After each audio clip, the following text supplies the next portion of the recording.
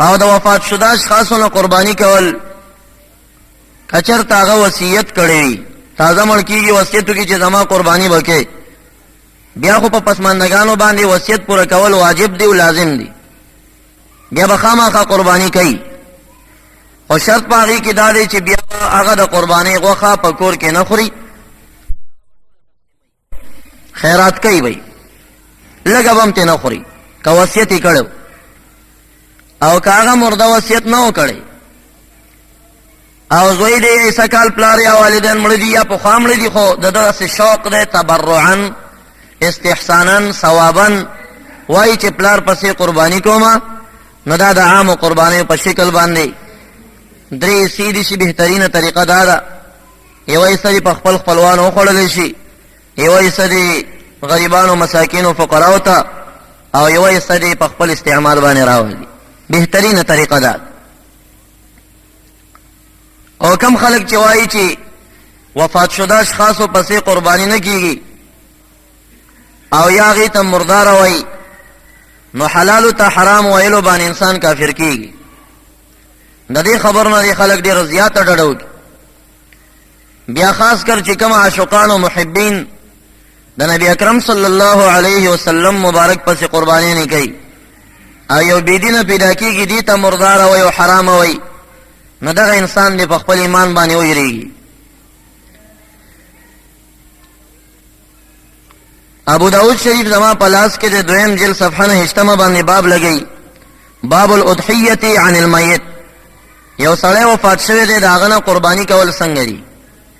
حدثنا عثمان بن ابي شيبه قال اخبرنا الشريك بن بالحسناء عن الحكم عن حنش قال رأيت عليا رضي الله تعالى عنه يضحي بكبشين ده مبارک فرمایي چې ما حضرت علي سے مبارک ولیدل چې دوه ګډان به حلالول فقلت ما هذا ما ورته ویل چې دا دوه ولې حلالې فقال ان رسول الله صلى الله عليه وسلم اوصاني ان اضحي عنه نبی اکرم صلی الله علیه وسلم را تداسي وصیت کړو چې زه به د هغه نه قرباني کوم فانا اضحي عنه زدا قربانی د نبی اکرم صلی الله علیه وسلم پسې کومه زه هغه پسې کوم نو د وفات شده اشخاصونه هغې که وصیت کړی نو بیا خو لازمه ده او هم ثابته ده او که وصیت یې نه کړی جهیز قدر ده که څوک یې کوي ورپسې ثوابي کار دی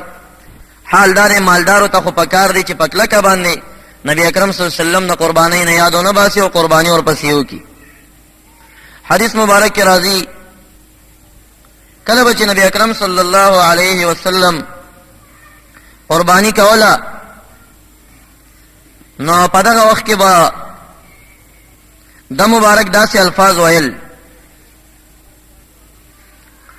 قال بسم الله اللهم تقبل من محمد وآل محمد ومن أمة محمد ثم ضحى به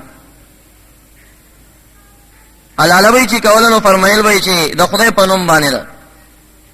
اللهم یا خدای تقبل من محمد صلی الله علیه وسلم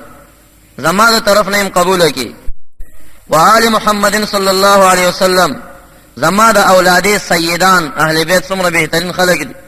ځکه نبی علیہ السلام خپل قربانی کې دوی ځان ته یادوي چې زما د اولاد سیدانو نه قبول کی ومن امه محمد صلی الله علیه وسلم او زما د ټول امتیانو نه هم قبول کی هیڅ ضرورت موتا ته نشته دی تلا دنیا ته راغلم نه پیدام نه هغه مبارک خپل قربانی ثواب تا پسې بخي خو یو روایت کې داسې رالل چې عام امتیان یاد شوي دي یو روایت دویم کې داسې راځي چې نبی اکرم صلی الله علیه وسلم به د خپل امتیانو پسې د قربانی ثواب بخا خو داسې به ویل چې من امت محمد من لم یضحي